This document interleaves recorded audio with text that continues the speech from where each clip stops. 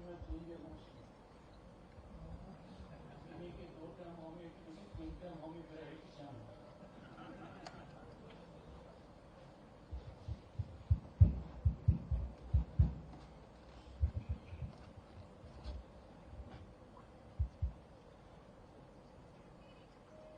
नाम इन राज्यपाल राजस्थान श्री हरि बाबू रावले जी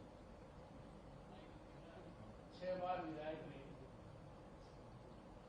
विधानसभा के अध्यक्ष थे, राज्य में मंत्री रहे। इन्होंने जो बात कही बहुत सही थी। राज्यपाल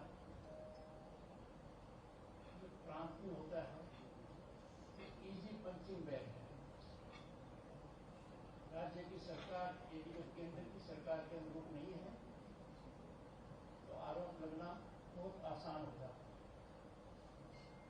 और समय के साथ बदलाव आया तो राष्ट्रपति भी इसमें जुड़ गया और राष्ट्रपति जी को भी इस दायरे में जुड़ गया। ये चिंतन दर्शन का विषय है। ऐसा मेरी दृष्टि में होना उचित नहीं है। मेरा परीक्षण चिकित्सा परीक्षण रोजाना होता है और मैं कह सकता हूं मेरे पर कोई दबाव नहीं है। मैं किसी पर दबाव डालता हूं, मैं दबाव में आता हूं। राजस्थान की भूमि पर इसलिए कह रहा हूं कि मेरे अभिनव मित्र, लंबे समय के मित्र का ये बयान है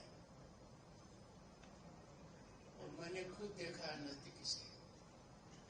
लोकसभा अध्यक्ष ओम बिरला जी दबाव में आ ही नहीं सकते। मैं उनके साथ मिलकर काम करता हूं। दूसरा तो महत्वपूर्ण पहलू है, राजस्थान का पानी पीने वाला व्यक्ति दबाव में आ ही कैसे सकता है? वो तो कड़ी परिस्थितियों में परिश्रम करता है।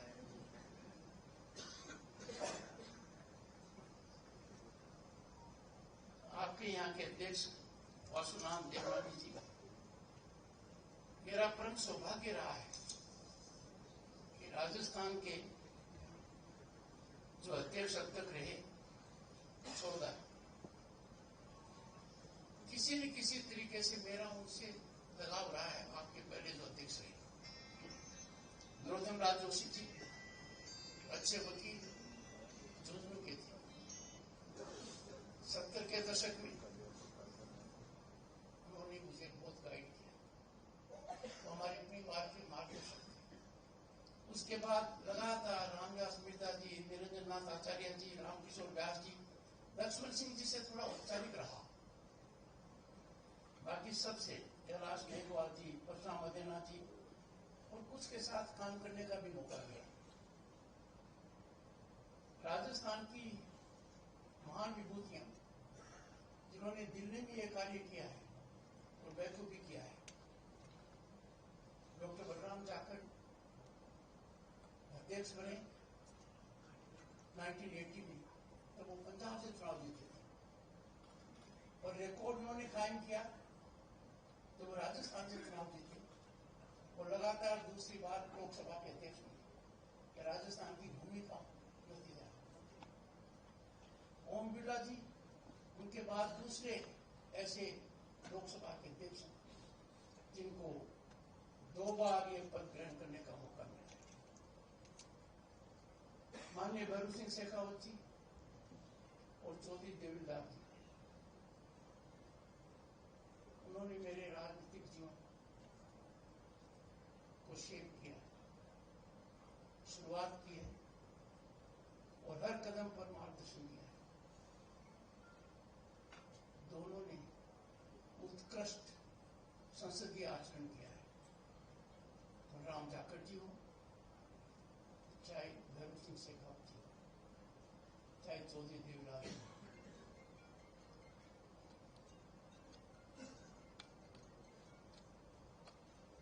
प्रतिपक्ष का बहुत बड़ा योगदान रहता है।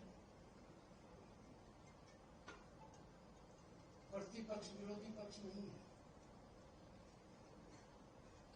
प्रजातंत्र में आवश्यकता है अभिव्यक्ति हो, वाद विवाद हो, संवाद हो, वैदिक तरीके से जिसको अनंतवाद कहते हैं। अभिव्यक्ति बहुत महत्वपूर्ण है, प्रजातंत्र की जान है। पर अभिव्यक्ति कुंठित होती है, क्या उस पर कोई प्रभाव डाला जाता है, या अभिव्यक्ति इस स्तर पर पहुंच जाती है कि दूसरे के मत का कोई मतलब नहीं है, तो अभिव्यक्ति अपना अस्तित्व खो देती है। अभिव्यक्ति को सार्थक करने के लिए वाद विवाद जरूरी है, और वाद विवाद का मतलब है कि जो लोग आपके विचार से एक मत नहीं रखते, प्रबल संभावना है कि उनका मत सही है। इसलिए दूसरे का मत सुनना आपकी अभिव्यक्ति को ताकत देता है। आज के समय इस ओर टीकाराम जूली ने अपना ध्यान आकर्षण किया, मुझे बड़ा अच्छा लगा। हरि मोहन जी से बहुत पुराना परिचय है। राजस्थान प्रगतिशील मंच नाम भी आपने अच्छा रखा है, पर एक इनकी खासियत है, और खासियत है ever smiling face, captivating face.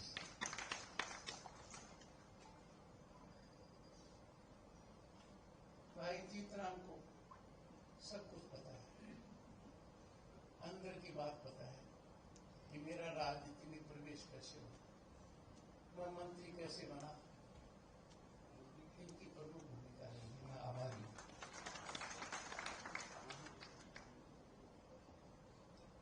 हर व्यक्ति यहाँ उपस्थित है,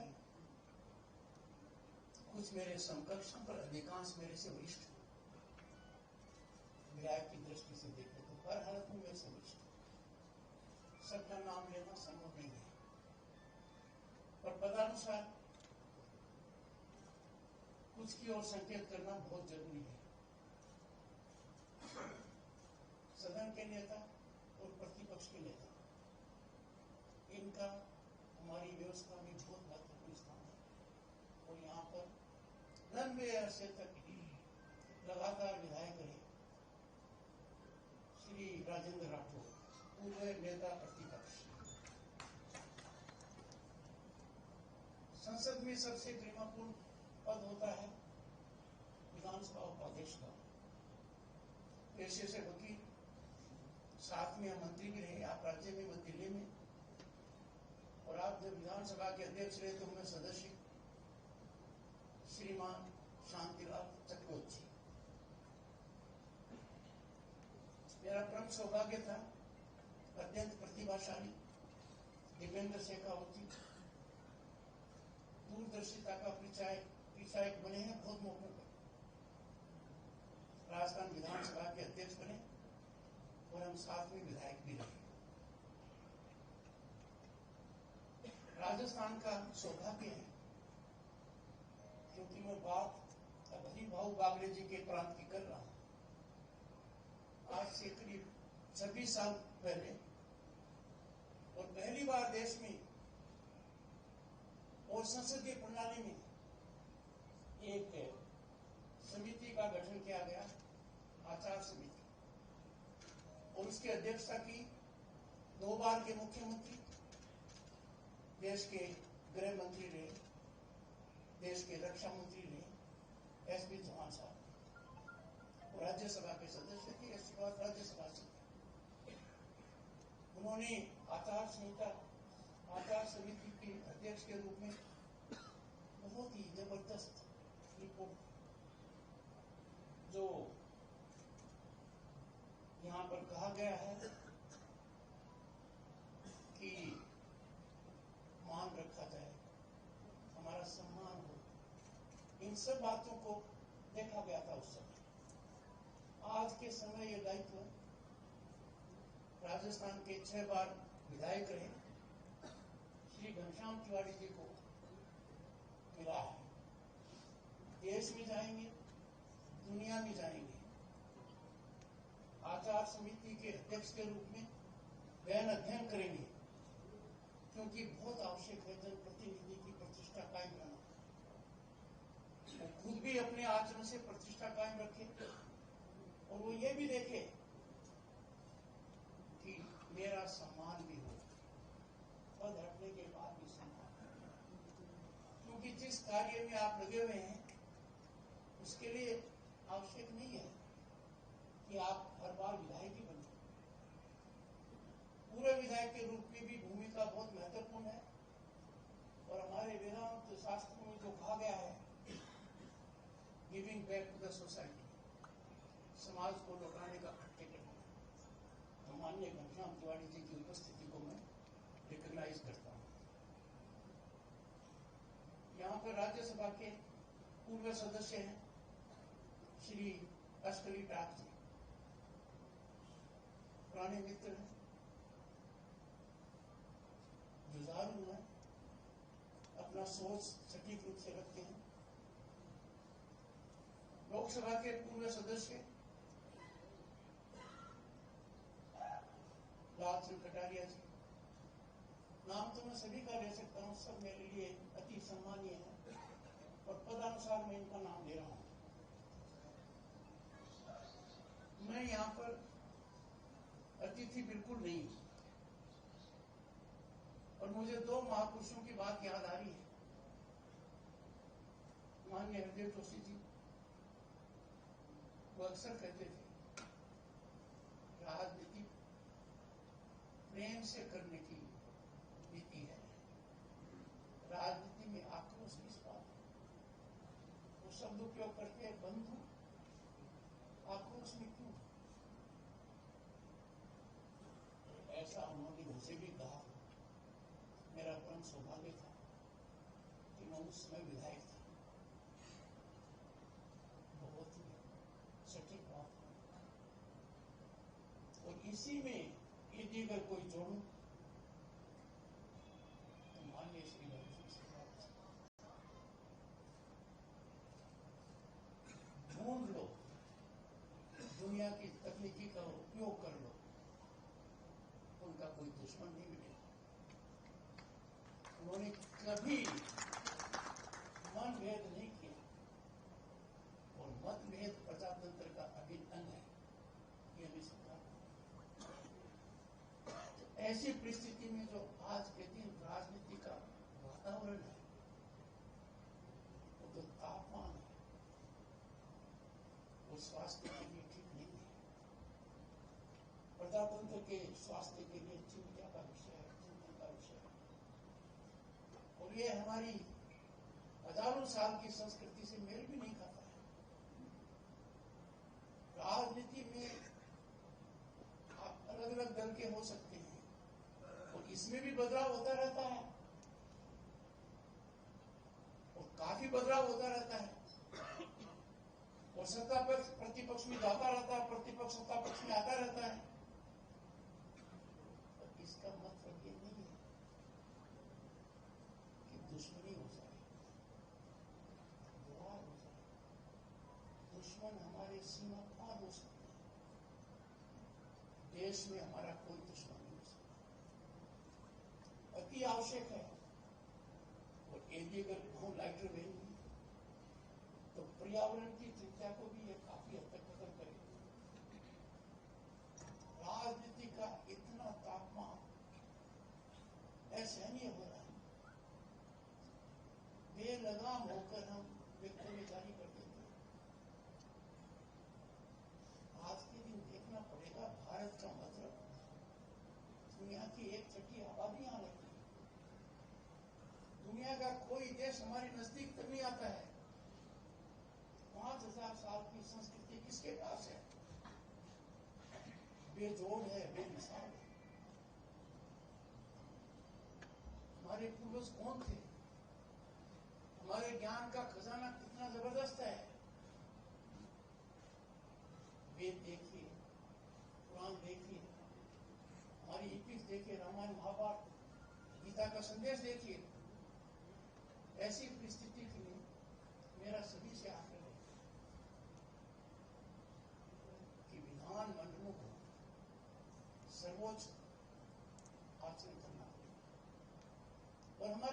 इसकी मिसाल है।